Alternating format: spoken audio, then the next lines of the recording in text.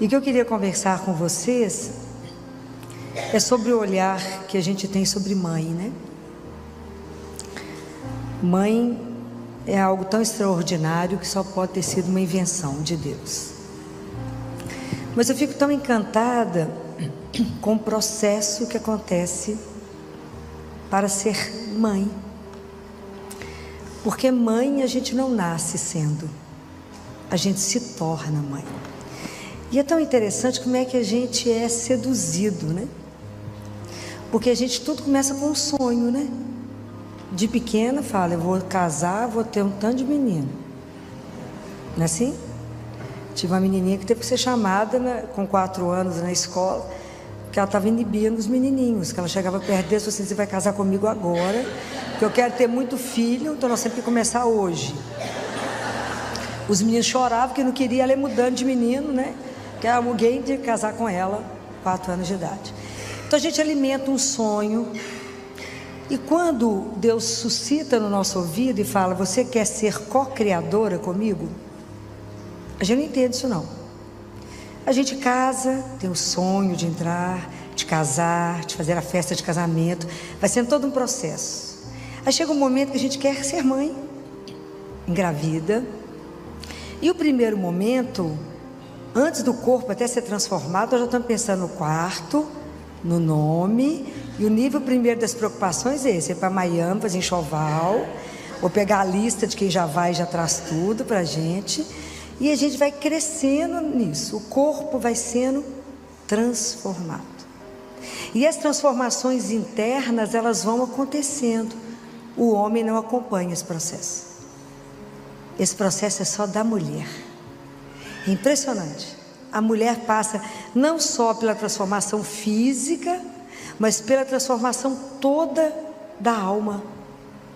E à medida que caminha da maturidade. Então os olhares sobre o filho vão mudando. A transformação, ela é tamanha que a ciência já provou que toda mulher que gera, durante o processo da gestação, o cérebro dela passa por uma lapidação na área da sensibilidade. Por isso que mãe não erra. Nunca vi mãe errar até hoje. Por isso que um filho não engana a mãe. Por isso que a mãe sabe o passo do filho e sabe o que aconteceu com o filho. O filho pode negar, falar, não aconteceu nada. A mãe sabe que é mentira. Deus fala com a mãe. É uma coisa das mais impressionantes que eu acompanho. Então a mãe sabe. Então esse processo o homem não tem, mas a mãe tem. A mãe sabe que está acontecendo alguma coisa com o filho. A coisa é tão diferente como as coisas a gente observa. A mãe fala assim, doutor, eu trouxe esse menino porque ele está tossindo tanto, coitado, que ele não está conseguindo dormir. O pai fala, eu trouxe esse menino porque ele está tossindo tanto que não está me deixando dormir. É completamente diferente até as falas. É completamente diferente. Então, como é que o processo na mulher, ela vai deixando, porque depois que você tem filho, o filho vira o espelho para você e fala assim, é você, ó. E o filho começa a revelar você para você mesma. E você se descobre. E a criança, ela tem um potencial tão encantador, que a criança tira de nós, extrai de nós o que a gente tinha de melhor e não sabia. A gente passa a ser uma pessoa completamente diferente. Então, porque nos tornamos sensíveis, mulher chora por tudo. Então a gente passa a ter uma caixa d'água na cabeça e vai à inauguração de padaria, você chora. Lançou uma nova, tudo você chora. Tudo a mãe chora, tudo ela identifica. Mas ao mesmo tempo que a mulher é isso, essa mulher se torna uma leoa, né? Ela se torna uma leoa. Ela defende aquela cria como ninguém. Você pode pegar o seu filho, ver todos os defeitos, brigar com ele, mas se alguém na rua falar aqueles mesmos defeitos, você mata. Dentro de casa você põe ele no lugar, mas a rua não pode falar do seu filho. Então é tão interessante o que eu vou observando, como é que a menina que sonhou um dia ser mãe, ela vai se transformando naquela que se torna a guardiã do filho. Ela dá a vida pelo filho, ela faz tudo pelo filho, ela se consome pelo filho, ela envelhece, ela se dá inteiramente e nem percebe, porque ela passa a noite do lado do menino com febre. Quando o menino melhora a febre, ela vira outra. Então, esses dias eu estava mexendo com a mãe, que ela chegou abatida, e eu olhei para o menino e falei, ele está de pneumonia, fizemos o raio-x, era pneumonia. A mãe estava morta, querendo saber onde é que estava a culpa, né, de colocar do pneumonia dentro do menino. Aí, segunda-feira, o menino voltou curado. A mãe falava tanto que ela não parava de falar em um minuto. Falei, já curou, né? Sem examinar, porque do jeito que você está falando, já está arrumado, o menino só pode ter sarado. Aí a gente descobre que a gente é feliz dependente. E a mãe só consegue ser feliz se o filho está bem. Se o filho não está bem, a mãe está um caco. E claro que se sentir primeiro culpado, porque que aconteceu alguma coisa com o menino, né? Então, esse processo de se tornar mãe é algo que a gente percebe e que vocês vão tomando dimensão do tanto que vocês estão sendo transformadas em algo muito melhor. Muito melhor. A gente se torna uma pessoa tão melhor depois que você vira mãe. Depois que vira avó, a gente fica melhor dobrado, né? Então, é tão interessante acompanhar que à medida que o menino cresce, a menina que vira uma moça, que vira uma mulher, ela desabrocha como ser. É um ser diferente. A mãe é completamente diferente.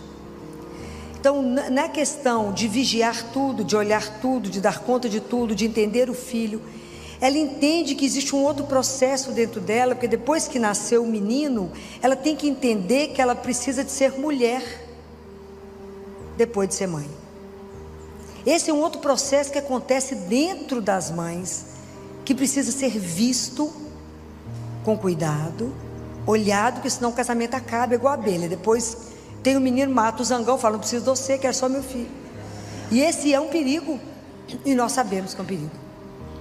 O grande desafio de ser mãe, de ser esposa, de ser profissional, e de se descobrir no meio disso tudo, com a sua identidade, porque a mulher vai se perdendo no meio de tantas funções e de repente ela não sabe nem quem ela é mais.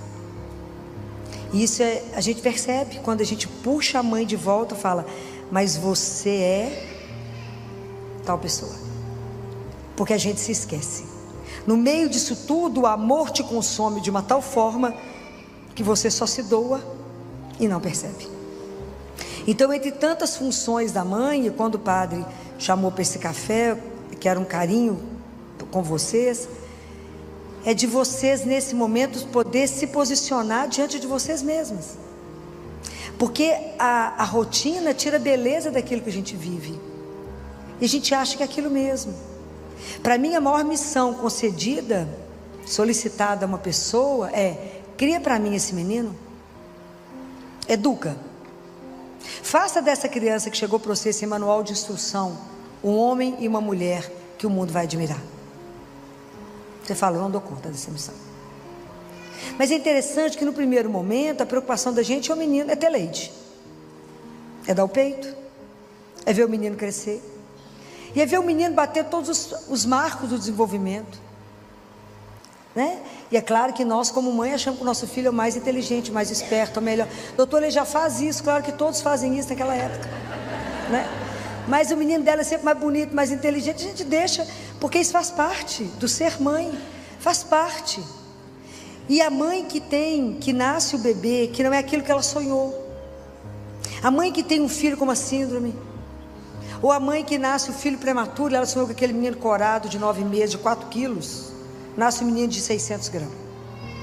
Então aquela mulher que passa pelo processo da perda do bebê que ela sonhou, para assumir e amar o filho que chegou, isso é um processo, porque tem que morrer um, aí morre a mãe e aquele menino, e nasce uma mulher como ninguém, porque ela passa a dominar o assunto mais que é médico, ela sabe mais da doença do menino que qualquer doutor no assunto, porque ela estuda, ela investe, e uma das coisas mais lindas, ela não abandona, o filho é dela.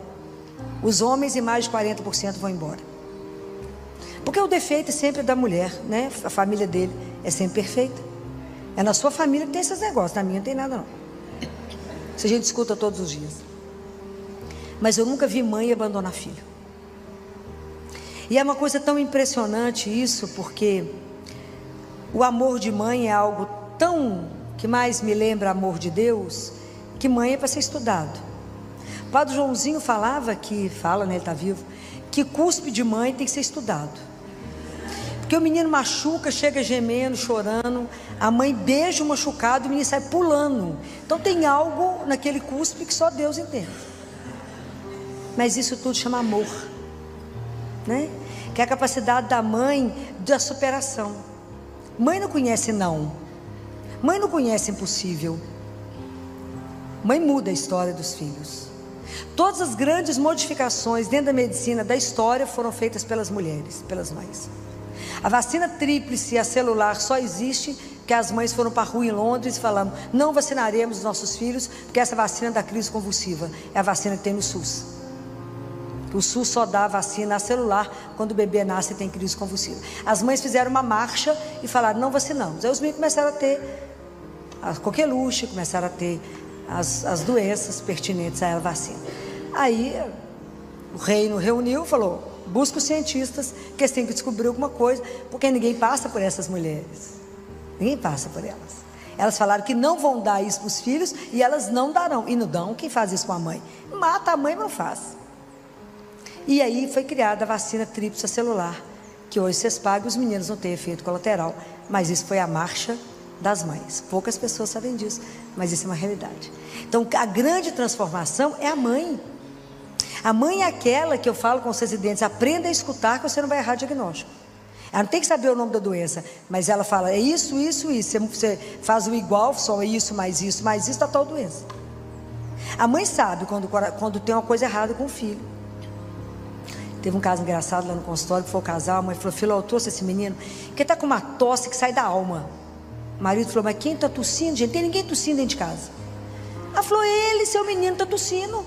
Doutora, ela é exagerada, só sabe que ela é super exagerada, não tem nada esse menino. Olha só, vê, é um touro esse menino, come igual um cavalo. Ele falava desse jeito, ele é muito engraçado. Come igual um cavalo, mas está ótimo, não tem febre, não tem tosse. Que hora que esse menino tosse? A hora que você dorme. Você não escuta, mas ele dorme. E aí eu examinei a menina. Ele falou: eu falei: vou examinar, né? Diante de uma queixa. Precisa de duas famílias, né? Completamente diferentes. Eu falei: eu vou examinar. Aí que eu examinei, eu falei com ele: eu vou ter que concordar com sua mulher, porque na verdade eu acho que é pior do que ela está achando. Nós temos pneumonia. Ele falou: vocês duas são loucas. Eu falei: pode ser, mas ali do outro lado da rua tem um lugar para fazer raio-x. Vai lá, faz um raio-x e volta aqui. Quando chegou, tinha uma pneumonia importante. Ele falou: não estou acreditando. Eu falei: que é pneumonia? Eu estou bobo. Eu falei: deixa eu te dar uma sugestão. Tudo que você for fazer na vida, escuta ela. Primeiro, que a chance de dar errado é menor. Mas isso é um processo que a mulher vai sendo transformada, né, gente? É uma coisa assim impressionante. Isso é uma das coisas que mais me impressiona em mãe. E para mãe não tem limite. Nós tivemos uma mãe na Bahia, no interior da Bahia, muito pobre, que percebia que o filho dela era roxo e ninguém via. Levava nos médicos e falava: é assim mesmo. Assim mesmo é a nossa ignorância, né? Como ninguém resolvia nada, ela pegou umas roupas, colocou numa sacola, entrou num ônibus de carreira com um menino ruim para Belo Horizonte, com o dinheiro da passagem. Alguém deve ter contado para o motorista que tinha um neném roxo dentro do ônibus. Só a mãe faz isso. Conheço mais ninguém louco nesse nível. O motorista foi ficando apavorado com o menino e parou. Conseguiu chegar em Belo Horizonte, né? Não sei que momento que ele foi avisado. E ele parou numa UPA. E na UPA realmente era um menino, tinha uma cardiopatia congênita cianótica. Que de lá ele chegou para nós na Santa Casa. Mas essa mãe sabia que tinha uma coisa errada. Esse menino foi operado, curado e voltou cor de rosa para a Bahia. Mas quem fez isso foi a mãe. Foi o amor dela, que não conhece não, que não conhece limite, que não conhece a palavra é impossível. Então isso é uma das coisas que mais me encanta na transformação que a gente que acompanha, de ver quando a mãe está grávida, quando o bebê nasce e à medida que a criança vai crescendo. A primeira preocupação com a nutrição, depois a preocupação no desenvolvimento e depois daquilo que ele é e será. Mas paralelo a isso, eu percebo que é uma outra mulher que vai sendo gerada.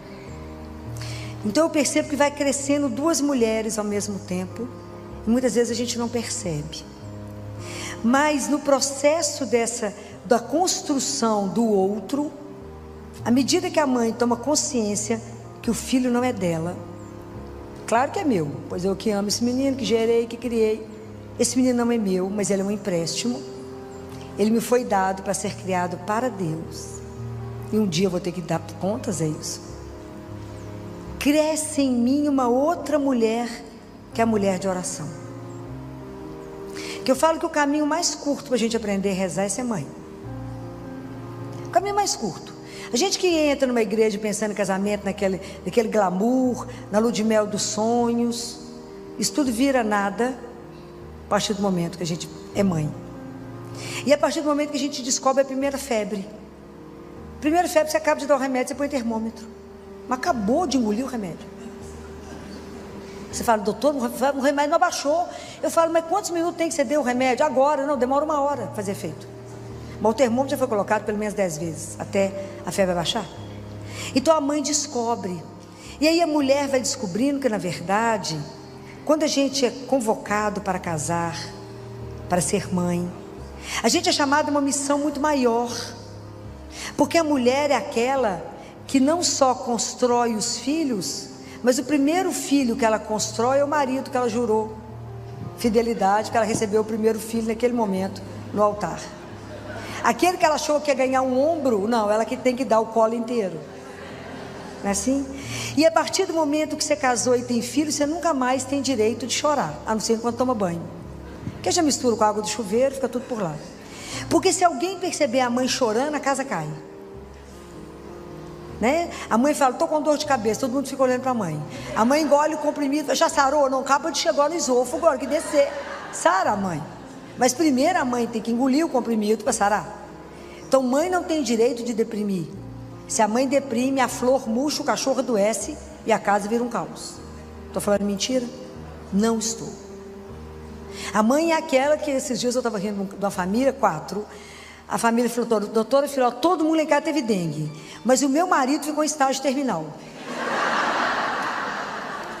E ele olhava para mim e falava assim, como que você está dando conta? Ela falou, não tem opção.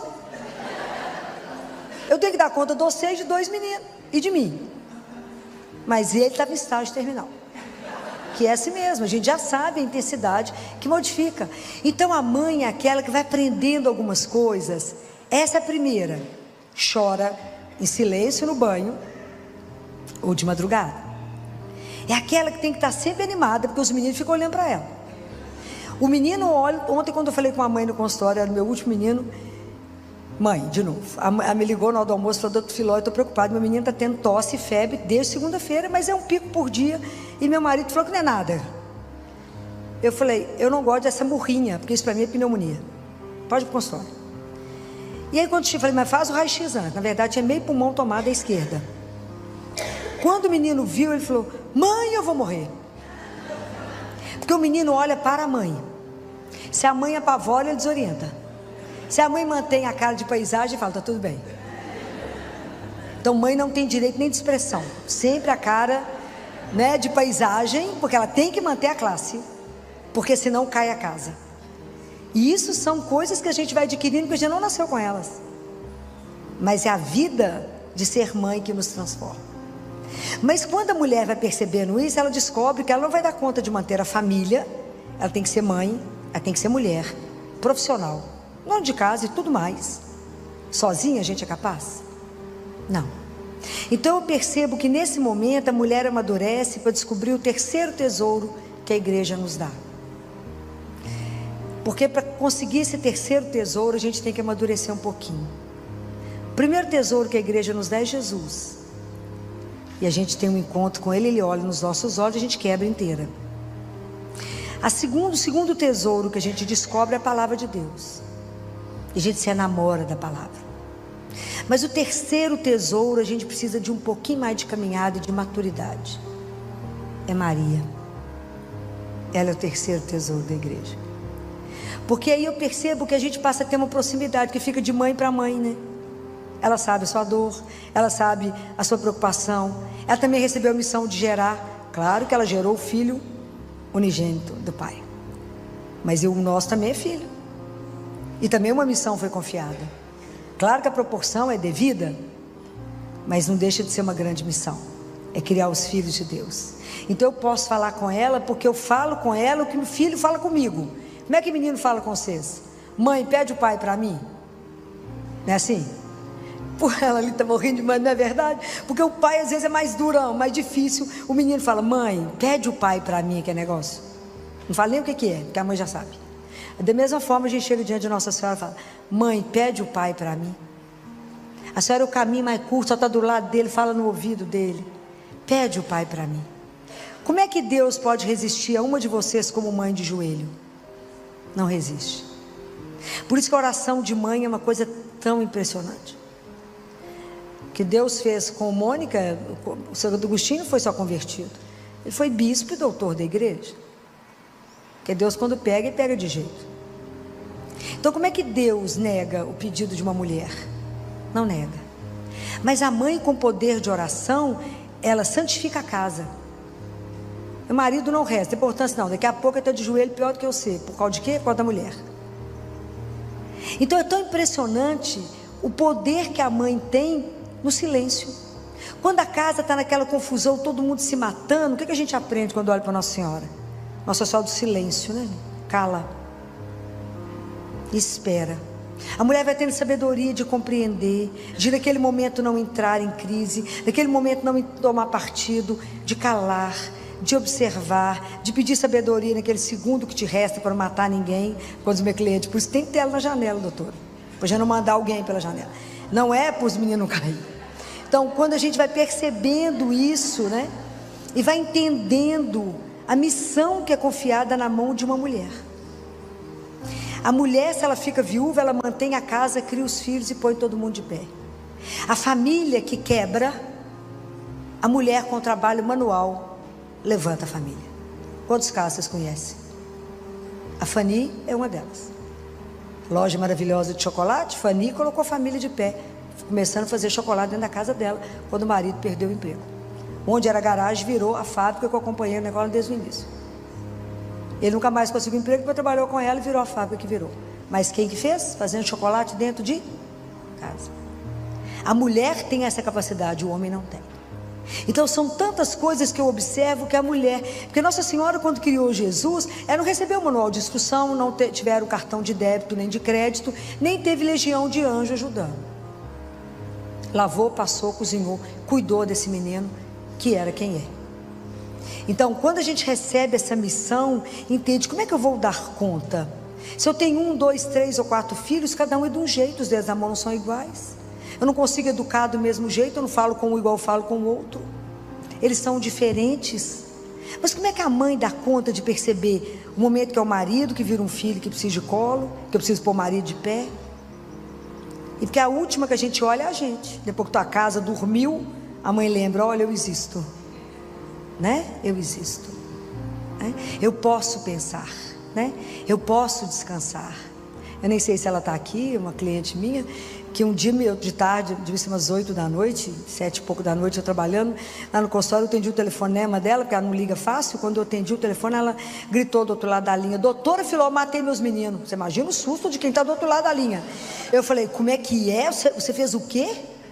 Os meninos dela realmente, a gente fica em alerta quando eles chegam, que eles são muito levados. Pensa em menino levado, eles são o dobro, vocês não têm noção. E aí ela falou, eu falei, o que aconteceu? Ela falou, estou tão cansada, eu entendo, estou tão cansada, que eles estavam pintando tanto que eu dei melatonina para os dois na dose que eu tomo. E eles tomando banho, caiu a cabeça. Falei, foi só isso? Falei, menina, que olha. E o marido viajou e ela chorava, ela sabia chorar. Eu disparei a rir, eu falei com ela, pensa na noite de glória, é essa. Marido viajando, menino vai dormir até o dia, até lá pelas 8 da manhã. Te pega um vinho da melhor qualidade, toma um banho, vai assistir o que você quiser, ou a música que você vai escutar. Essa noite é sua.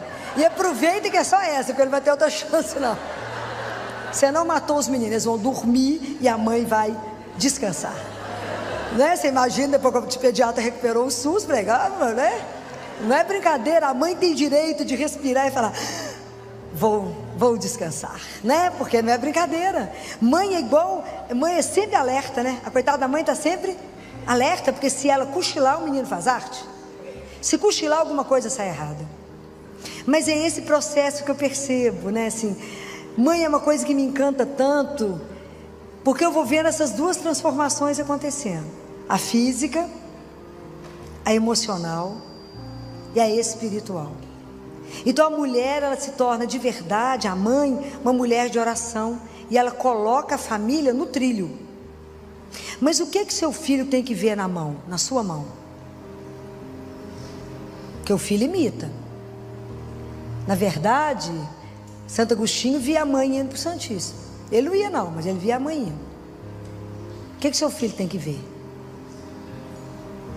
Ele tem que ver o terço, tem que ver a palavra de Deus, e tem que ver que quando a situação está difícil, está de joelho. Porque se o seu filho continuar vendo só o celular, nós vamos continuar com a cocaína do mundo, que é o celular. Então nós precisamos de acordar para o que nós estamos mostrando. Não tenha dúvida, seu filho, sua filha vai te imitar, por mais que ele ache em um determinado momento que você está ultrapassada, antiquada, errada, vai repetir tudo que você fez. Pode ter certeza disso.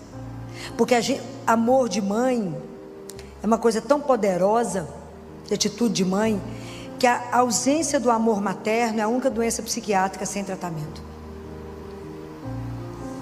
Pensem nisso. O menino que não recebe o amor materno será doente eternamente. Na minha família eu tenho 2 modelos. Minha tia adotou 2 crianças com 1 dia de vida. O mais velho está em tratamento psiquiátrico gravíssimo até hoje. E eu lembro dele com 10 anos falando: eu quero achar minha mãe para ela poder olhar para mim e falar: por que você não me quis? Eu só quero saber por que ela não me quis. E olha que nós procuramos por essa mãe, não medimos esforços para achá-la e nunca mais achamos. Então, como ele não tem essa resposta, os psiquiatras não dão conta dele. Ele matou minha tia, no sentido não fisicamente, mas na tristeza. Ele conseguiu matá-la, mas faltou nele o amor de uma mulher que gerou esse menino. Eu queria saber: por que você me gerou e você não me quis? Por que você não me ama? Então o amor de Deus, o amor da mãe é uma coisa tão fenomenal, que é o amor que levanta o filho doente, é o amor que recupera o filho. E é por isso que toda polícia acha o bandido, porque ele está na casa da mãe, porque é o único amor incondicional. Mas seu filho é um bandido, mas ele é tão bonzinho, vocês não perceberam? Não, meu filho é ótimo, e é mesmo, porque a mãe consegue ver aquilo que ninguém vê. É como Deus quando nos vê. A gente vê. Eles falavam isso de Michelangelo. Diz que ele olhava uma pedra de mármore e falava: vocês não estão vendo a estátua que está aqui? Tem um anjo aqui dentro, eu vou extrair. Mãe é assim. Ela olha para aquele filho que pode ser o mais perdido do mundo e fala: mas tem uma coisa tão boa nele, eu vou tirar. Quem que é capaz desse poder de tirar? É só o amor. O amor é a maior força do universo. E o amor de mãe não tem igual, só o de Deus. O amor de Deus, o amor de uma mãe é uma sombra do amor de Deus. É o que mais nos ajuda a lembrar do amor incondicional de Deus. Porque a única coisa que a mãe quer do filho é que ele seja feliz. É a única coisa que a mãe deseja de filho. Então, quando eu percebo essa transformação de vocês, eu fico vendo que felizes as mulheres, felizes as famílias que despertaram para essa dimensão espiritual, que tem como ajuda, como a gente passa a viver colado no manto da mãe Maria. Porque até nesse momento que eu estou conversando com vocês, nunca existiu alguém ou alguma coisa que foi pedido a ela que não foi dado. Porque o poder de intercessão dela é impressionante. E uma vez a revista Times colocou a mulher mais poderosa do universo. Não sei se vocês chegaram a ver isso. E era Maria, a mulher mais poderosa do universo. E eu digo que a gente descobre que o terço transforma a sua família. A família que reza o terço nunca será igual a nenhuma família. E eu sei que hoje está na mão de vocês um desafio muito grande, porque a família cristã Hoje é a família que anda num barco a remo, em alto mar, cruzando com os transatlânticos. Eles querem nos afundar. Mas esse barco jamais será vencido. Porque nós temos Deus junto no barco. Jamais. Deus, quando chamou vocês para a missão, não falou que ia ser fácil. Mas Ele falou que não deixaria vocês sozinhos. Então a ajuda a gente tem de Deus. Quando a gente descobre o poder de ajoelhar e pedir. Chega um momento que os filhos não querem que você fale de Deus com eles. Mãe, chatice esse assunto. Não creio, não é assim? Deus nem existe. Nunca insista. Não fique rebatendo. Em vez de você ficar falando de Deus com ele, convida Deus para conversar. Tomar um café, um chá, um vinho, eu gosto de vinho. Convida ele e fala, vamos falar daquele menino que o Senhor mandou? Daquela menina que o Senhor mandou? E me ajuda a criar para o Senhor. Me dá graça, me dá sabedoria para conseguir fazer isso. Eu, quando casei, conta para ele, eu tinha uma ilusão, eu achava que era só casar, colocar um vestido lindo, entrar na igreja e ser feliz para sempre. Que era assim que as histórias das princesas acabavam. Não me contaram que tinha uma missão imensa, que eu não tinha noção dela, mas que devagar ela vai sendo revelada, que é essa missão de continuar gerando. Mãe nunca acaba de gerar. Você gerou fisicamente e colocou a criança no mundo, mas a gerar um filho espiritualmente e devolver para Deus é o trabalho de uma vida inteira. Por isso mãe é algo tão especial. Por isso que mãe não pode morrer, né? Mãe tem que ser eterna. Então eu fico de verdade tão encantada com a missão de ser mãe, com a missão que deu a cada um de vocês, e que hoje, essa manhã, possa ser para vocês um refrigério mesmo, assim, um bálsamo, para que vocês possam entender a dimensão da missão que foi entregue, mas que diante dessa dimensão maravilhosa de ser mãe, que vocês não tenham medo, abracem essa missão como ninguém e falem, eu só vou dar conta